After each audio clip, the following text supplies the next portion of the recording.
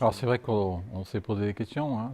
C'est vrai que le premier trimestre nous avait interrogés tous, avec une baisse importante des volumes de vente sur l'ensemble du territoire et particulièrement sur la métropole nantaise. C'est vraiment le sujet que l'on a pu constater au premier trimestre. Et ce que l'on pouvait imaginer, c'est que ça se poursuit sur le deuxième trimestre. C'est le cas, hein. Le deuxième trimestre nous fait finalement une première moitié d'année qui est une moitié en baisse de façon significative, puisque sur l'ensemble du territoire de la grande région, de la région des Pays de la Loire, c'est 22% de ventes en moins, dans des chiffres qui sont à conforter, puisqu'on est un petit peu proche de la fin de l'enquête, mais la tendance est là, et je pense qu'on va être sur un repli significatif.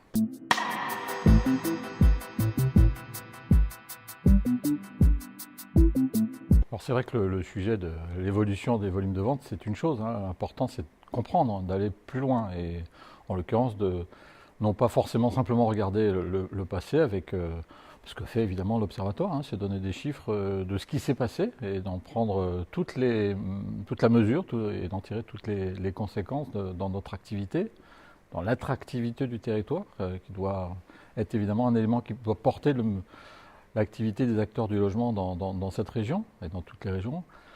On est dans une logique de baisse des volumes de vente de façon significative. On est aussi sur une baisse de l'offre nouvelle. On est sur certains territoires avec une augmentation des prix et d'autres territoires avec une sobriété sur les prix, cette variation des prix et une meilleure évolution des volumes de vente.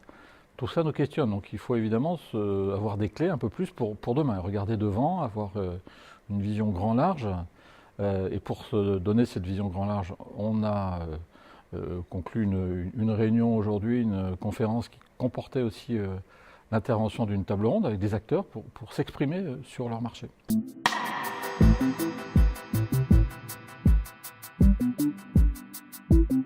Alors c'est vrai qu'on a eu le plaisir de recevoir lors de notre AG, plus confidentiel évidemment, mais des acteurs de la PropTech, hein, en l'occurrence EP, nous avait même plutôt accueillis d'ailleurs dans ces locaux, et on était très contents.